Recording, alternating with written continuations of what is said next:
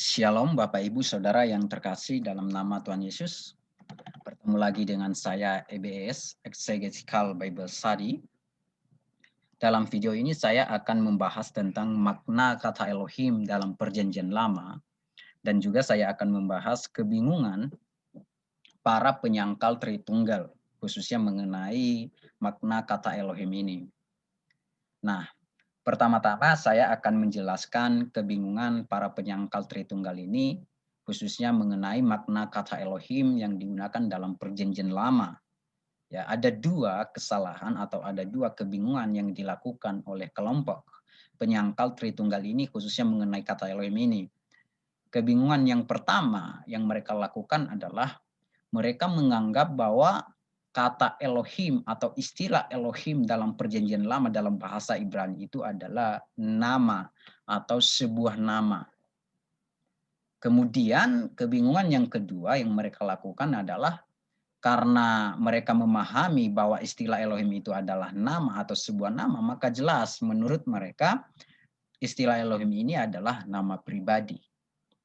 Nah, konsekuensinya Bapak Ibu, kalau kita memahami kata Elohim atau istilah Elohim ini sebagai nama pribadi, maka hal ini menuntut kita untuk harus memahami bahwa Elohim itu sendiri adalah pribadi juga, ya. Nah, kalau Elohim ini adalah pribadi, maka jelas dalam pikiran kita, dalam benak kita, Elohim itu hanya sendiri. Artinya pribadi Elohim itu hanya satu. Satu dalam arti satu mutlak. Tidak lebih dari satu, tidak dua, dan tidak tiga. Nah, misalnya Bapak Ibu Saudara yang terkasih, ya, nama Elohim kita samakan dengan nama Harman, ya. Ilustrasinya begini. Nah, kalau kita menganggap Elohim ini sebagai nama pribadi dan nama Harman ini juga sebagai nama pribadi, maka jelas bahwa Harman ini karena dia nama pribadi, maka dia hanya memiliki satu pribadi saja. Nah, demikian juga dengan kata Elohim ini. Kalau kita menganggap Elohim ini sebagai nama pribadi, maka jelas bahwa Elohim ini hanya memiliki satu pribadi saja. Dan ini pandangan yang diusulkan oleh para penyangkal Tritunggal.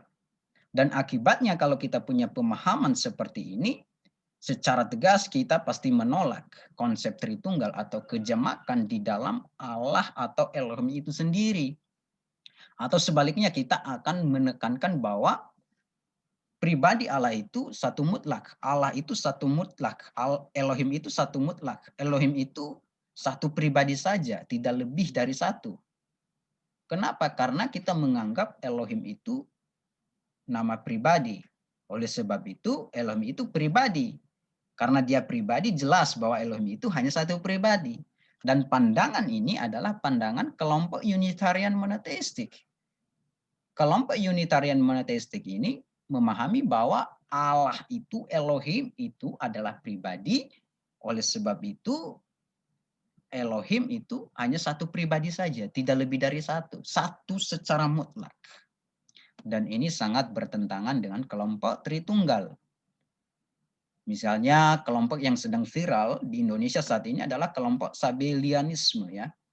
Kelompok Sabellianisme juga menekankan bahwa Elohim itu pribadi. Oleh sebab itu Elohim itu hanya satu pribadi saja. Ya. Mengapa ada istilah Bapa, Anak, dan Roh Kudus dalam Alkitab? Kelompok Sabellianisme berkata bahwa itu hanya manifestasi dari Elohim itu sendiri. Artinya Elohim atau Allah itu bisa memanifestasikan dirinya sebagai Bapa, bisa memanifestasikan dirinya sebagai Anak, bisa memanifestasikan dirinya sebagai Roh Kudus. Dan inilah pandangan Sabellianisme, dan Sabellianisme ini termasuk dalam kelompok Unitarian monoteistik, ya, yang menolak Tritunggal. Nah, pertama-tama saya akan mengupas atau membahas kebingungan pertama dari para penyangkal Tritunggal ini, ya, yakni apakah kata Elohim itu adalah sebuah nama atau apakah kata Elohim itu adalah nama. Nah, kalau kita bertanya Bapak Ibu, apakah kata Elohim itu sebuah nama, maka jelas bahwa para penyangkal Tritunggal tadi atau kelompok Unitarian monoteistik pasti menjawab ya. Dan kalau mereka menjawab, sebenarnya kalau kita cermati jawaban mereka itu menunjukkan bahwa logika mereka atau pikiran mereka sedang tidak difungsikan atau sedang tidak digunakan atau dalam istilah lain sedang mati. Mengapa saya berkata demikian? Karena kalau kita pikir secara sederhana, kata Elohim itu bukan sebuah nama. Ya, ingat ya, kata Allah ya dalam Perjanjian Lama dalam bahasa Indonesia itu diterjemahkan dari kata Elohim ya. Dari kata Elohim dalam bahasa Ibrani. Misalnya dalam Kejadian 1 ayat 1 ya. Pada mulanya Allah menciptakan langit dan bumi. Nah, kata Allah dalam Kejadian 1 ayat 1 ini diterjemahkan dari kata Elohim. Maka dari sini kita paham bahwa kata Elohim, istilah Elohim itu adalah istilah Ibrani untuk kata Allah dalam bahasa Indonesia. Nah, oleh sebab itu kalau kita bertanya, apakah kata Elohim itu adalah sebuah nama? Pertanyaan ini sebenarnya sama kalau kita berkata apakah kata Allah itu adalah sebuah nama? Kenapa? Karena kata Elohim dan kata Allah ini sama artinya. Hanya saja Elohim ini adalah istilah Ibrani, Allah ini istilah Indonesia. Maka jelas bahwa istilah Elohim atau kata Elohim itu adalah istilah Ibrani untuk kata Allah dalam bahasa Indonesia. Lalu kata Allah adalah istilah bahasa Indonesia atau kata bahasa Indonesia untuk kata Elohim dalam bahasa Ibrani. Nah, kalau kata Elohim atau kata Allah itu adalah sebuah nama, pertanyaannya sekarang begini. Mengapa masih ada orang yang bertanya, yang masih selalu bertanya, siapakah nama Allah itu? Siapakah nama Elohim itu? Ya kan? Kalau memang kata Elohim atau kata Allah itu adalah sebuah nama, lalu mengapa masih muncul pertanyaan tentang siapakah nama Allah itu? Siapakah nama Elohim itu? Nah, hal ini menunjukkan bahwa kata Allah itu atau kata Elohim itu bukan sebuah nama. Nah, dasar biblikalnya Bapak Ibu, kalau kita memperhatikan peristiwa dalam Keluaran 3 ayat 13 sampai 15 di mana Musa diutus oleh Allah pergi ke Mesir untuk membebaskan bangsa Israel. Nah, sebelum Musa pergi ke sana, Musa mengantisipasi pertanyaan yang akan diajukan oleh bangsa Israel kepadanya. Mana tahu ada di antara bangsa Israel itu yang bertanya tentang nama Elohim atau nama Allah yang mengutus Musa itu. Bagaimana tentang namanya? Bagaimana tentang nama Elohim, nama Allah yang mengutus engkau itu? Menariknya Elohim itu menjawab bahwa namanya adalah aku adalah aku. Atau dalam bahasa Ibraninya Ehye, Aser, Ehye. Oleh sebab itu dari peristiwa ini menunjukkan bahwa kata Elohim itu, kata Allah itu bukan sebuah nama. Karena tidak mungkin bagi Musa atau bagi bangsa Israel masih mempertanyakan tentang nama Elohim ini, tentang nama Allah ini, jikalau Elohim itu sendiri adalah nama. Ya, jadi jelas bahwa istilah Elohim dalam bahasa Ibrani atau Allah dalam bahasa Indonesia itu bukan nama. Itu bukan nama. Lalu kebingungan yang kedua kita akan kupas, ya, kebingungan para penyangkal Tritunggal ini, apakah kata Elohim itu adalah nama pribadi? Ya, ini kesalahan atau kebingungan yang kedua di antara kelompok penyangkal Tritunggal. Mereka memahami bahwa istilah atau kata Elohim itu, istilah atau kata Allah itu adalah nama pribadi. Nah, konsekuensinya Bapak Ibu, kalau kita memahami kata Elohim ini sebagai nama pribadi, ya, seperti yang sudah saya jelaskan tadi, maka mau tidak mau kita harus juga memahami bahwa Elohim atau Allah itu adalah pribadi juga, ya. Karena dia nama pribadi. Jadi Elohim atau Allah itu bukan substansi lagi, bukan eksistensi lagi, bukan keberadaan lagi, sebuah keberadaan. Nah, hal ini menggiring kita untuk harus memahami bahwa karena Allah itu nama pribadi dan Allah itu adalah pribadi, maka Allah itu hanya satu pribadi saja, tidak lebih dari satu, tidak jamak. Ya, karena Elohim itu adalah nama pribadi, maka Elohim itu adalah pribadi. Oleh sebab itu, Elohim itu hanya satu pribadi. Nah, ini konsekuensi dari pandangan para penyangkal Tritunggal ini. Misalnya tadi saya sudah kasih ilustrasi ya. Harman ya. Harman ini kan nama pribadi. Maka jelas bahwa karena Harman ini nama pribadi, maka Harman ini hanya satu pribadi, tidak banyak, tidak lebih dari satu. Demikian juga kalau kita terapkan ya dengan istilah Elohim atau Allah. Kalau kita anggap Elohim ini atau Allah ini adalah nama pribadi, maka jelas bahwa Elohim ini hanya satu pribadi juga, tidak lebih dari satu.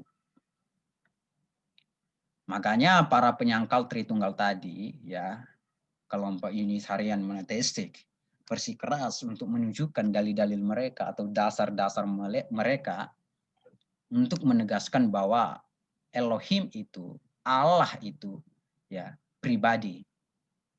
Dan oleh sebab itu Elohim itu atau Allah itu adalah hanya satu pribadi saja. Mereka juga bersikeras untuk menolak kejamakan atau ketritunggalan di dalam Elohim itu. Nah, pertanyaannya Bapak Ibu, benarkah kata atau istilah Elohim atau Allah itu adalah nama pribadi? Lalu yang kedua, benarkah Elohim atau Allah itu adalah pribadi? Jawaban seseorang terhadap kedua pertanyaan ini sangat esensial.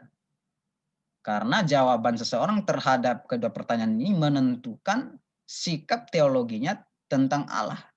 Menentukan pemahamannya tentang Allah. Dan untuk mempermudah kita untuk menjawab pertanyaan ini, saya kasih sebuah ilustrasi. Ya, misalnya kata manusia, istilah manusia. Ya, kalau kita bertanya, apakah kata manusia atau istilah manusia itu adalah nama pribadi? Maka bagi orang yang sehat pikirannya, ya, bagi orang yang logikanya masih main, masih digunakan, ya, bagi orang yang masih waras pikirannya, pasti menjawab bukan. Mengapa? Karena nama pribadi itu seperti Harman, Anton, Andi, ya, dan lain-lain. Tapi harus ingat, Harman, Anton, dan Andi itu adalah manusia. Tapi manusia bukan nama pribadi. Yang nama pribadinya adalah Harman, Anton, dan Andi. Lalu pertanyaan selanjutnya, lalu apa itu kata manusia? Nah, kata manusia itu adalah istilah atau kata yang digunakan untuk sebuah keberadaan atau eksistensi atau substansi makhluk ciptaan Allah yang keenam, yang diciptakan pada hari yang keenam, yang disebut sebagai human being dalam bahasa Inggrisnya. Jadi manusia ini bukan nama pribadi, tapi istilah keberadaan atau istilah eksistensi makhluk ciptaan Allah yang keenam. Demikian juga kalau kita terapkan dengan istilah atau kata Elohim atau Allah. Ya, kalau kita bertanya, apakah kata Elohim atau Allah itu adalah nama pribadi? Maka bagi mereka yang sehat logikanya, sehat pikirannya, yang masih waras pikirannya, ya, yang masih menggunakan pikirannya, pasti menjawab bukan. Mengapa? Karena tadi saya sudah jelaskan bahwa tidak mungkin bagi Musa atau bagi bangsa Israel masih mempertanyakan tentang nama Elohim itu, nama Allah itu, kalau mereka memahami Elohim itu sendiri, istilah Elohim itu sendiri adalah nama bagi Allah. Lalu pertanyaannya adalah, lalu apa itu kata Elohim? Apa itu kata Allah? Nah, ini sama dengan kata manusia tadi. Jadi kata Elohim atau Allah itu adalah istilah atau kata yang digunakan untuk sebuah keberadaan atau eksistensi untuk yang ilahi. Ya.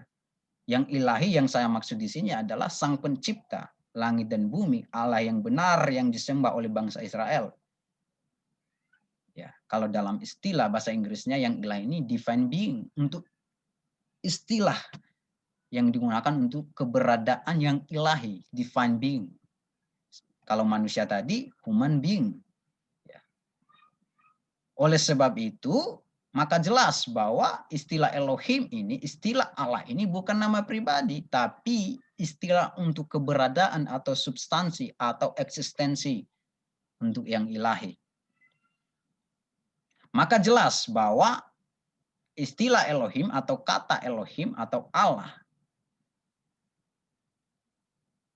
bukan pribadi. Karena istilah Elohim ini bukan nama pribadi, tetapi istilah substansi, maka jelas bahwa Elohim itu juga bukan pribadi, tetapi substansi. Ya, sehingga jika kita memahami bahwa Elohim atau Allah itu adalah substansi, eksistensi, keberadaan, hal ini tidak membatasi kita untuk harus memahami bahwa pribadi Elohim itu hanya satu. Tidak. Karena ide dasar dari eksistensi, keberadaan, substansi adalah tidak boleh di dalam substansi itu hanya memiliki satu pribadi saja. Artinya pribadi di dalam substansi atau keberadaan itu harus lebih dari satu. Oleh sebab itu, substansi Elohim, eksistensi Elohim atau Allah tidak boleh dipahami hanya satu pribadi di dalamnya. Artinya harus lebih dari satu. Ya. Maka jelas Alkitab mengajarkan bahwa pribadi dalam substansi Elohim itu ada 3, yaitu Bapa, Anak, dan Roh Kudus. Ya. Nah, bukti gramatikal, ya, mengapa saya berkata bahwa kata Elohim atau istilah Elohim, ya, atau kata Allah dalam bahasa Indonesia itu bukan nama pribadi. Ya.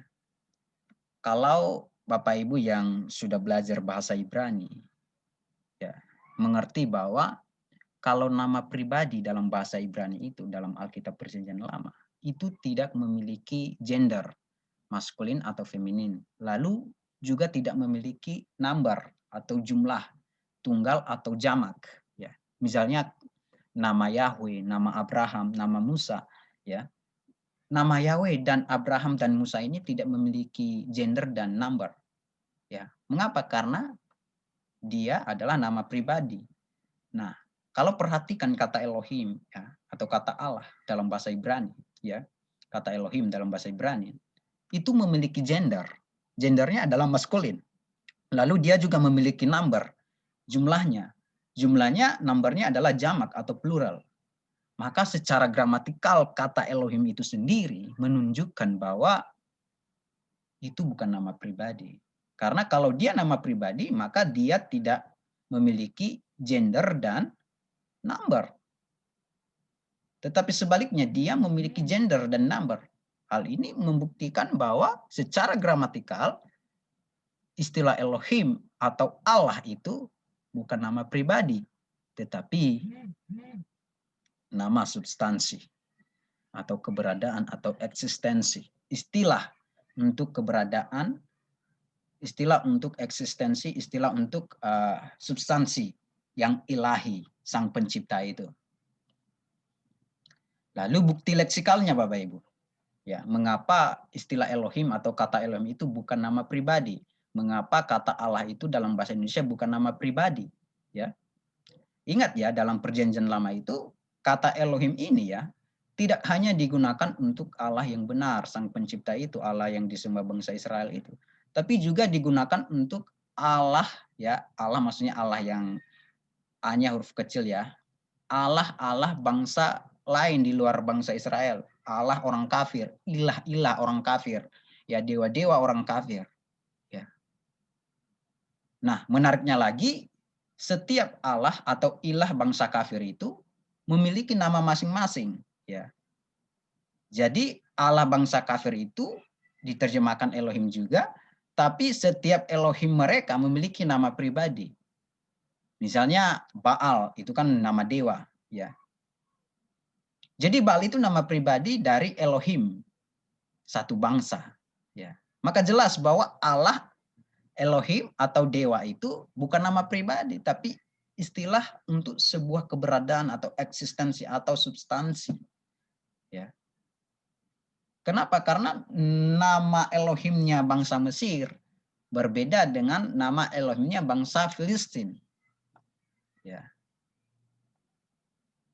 Maka jelas bahwa kata Elohim itu juga kalau digunakan untuk Allah yang benar, ya, itu bukan nama pribadi. Bukan nama satu pribadi saja. Tapi itu adalah istilah untuk suatu keberadaan atau eksistensi atau substansi yang ilahi yang disebut sebagai divine being. Nah, apa yang harus kita simpulkan Bapak Ibu? Kita harus menyimpulkan bahwa Elohim, ya, kata Elohim atau istilah Elohim dalam bahasa Ibrani atau istilah Allah dalam bahasa Indonesia itu bukan nama. Kemudian itu juga bukan nama pribadi. Oleh sebab itu Elohim ini atau Allah ini, ya, kata Elohim, istilah Elohim ini adalah istilah untuk keberadaan yang ilahi atau divine being. Ya. Nah, karena Elohim ini, ya, kata Elohim atau Allah ini adalah istilah untuk suatu keberadaan atau substansi, maka jelas Elohim itu bukan pribadi, tetapi substansi. Nah, karena dia adalah substansi, maka Elohim itu tidak hanya memiliki satu pribadi. Ya, ingat, seperti yang sudah saya jelaskan tadi, bahwa ide dasar dari substansi, keberadaan, eksistensi, tidak boleh eksistensi itu hanya memiliki satu pribadi. Ya, harus lebih dari satu. Ya. Berarti eksistensi Elohim itu tidak boleh harus memiliki satu pribadi, tetapi harus lebih dari satu pribadi. Alkitab mencatat bahwa di dalam keberadaan Elohim itu ada 3 pribadi di dalamnya. Ya. Jadi dari sini kita paham bahwa karena Elohim itu bukan nama dan bukan nama pribadi, maka Elohim itu atau Allah itu bukan pribadi, tetapi substansi. Nah, karena Elohim atau Allah itu adalah substansi, maka di dalam substansi Elohim itu, di dalam substansi Allah itu tidak boleh dipahami hanya satu pribadi. Ya. Tetapi lebih dari satu pribadi. Artinya jamak. Dan Alkitab mencatat bahwa substansi Elohim, keberadaan Elohim, eksistensi Elohim ada 3 pribadi di dalamnya. Jadi jelas Bapak Ibu. Ya. Jadi kalau kita berbicara masalah substansi, keberadaan atau eksistensi, yang harus kita pahami bahwa di mana-mana itu sebuah keberadaan, sebuah substansi, sebuah eksistensi tidak hanya memiliki satu pribadi. Ya, ide dasarnya tidak boleh hanya memiliki satu pribadi, tetapi harus lebih dari satu pribadi atau jamak. Ya. Jadi substansi Elohim memiliki kejamakan pribadi. Dan kejamakan pribadi itu ada 3, seperti yang ditegaskan oleh Alkitab, Bapa, Anak, dan Roh Kudus. Terima kasih Bapak Ibu Saudara yang terkasih. Semoga penjelasan ini bisa memberkati Bapak Ibu, menambahkan wawasan Bapak Ibu untuk mengerti tentang makna kata Elohim atau Allah. Ya. Dan jangan lupa like, subscribe, dan share kepada teman-teman video ini kalau Bapak Ibu terbeban supaya mereka juga bisa mengerti kebenaran tentang makna kata Elohim ini. Terima kasih, Tuhan Yesus memberkati.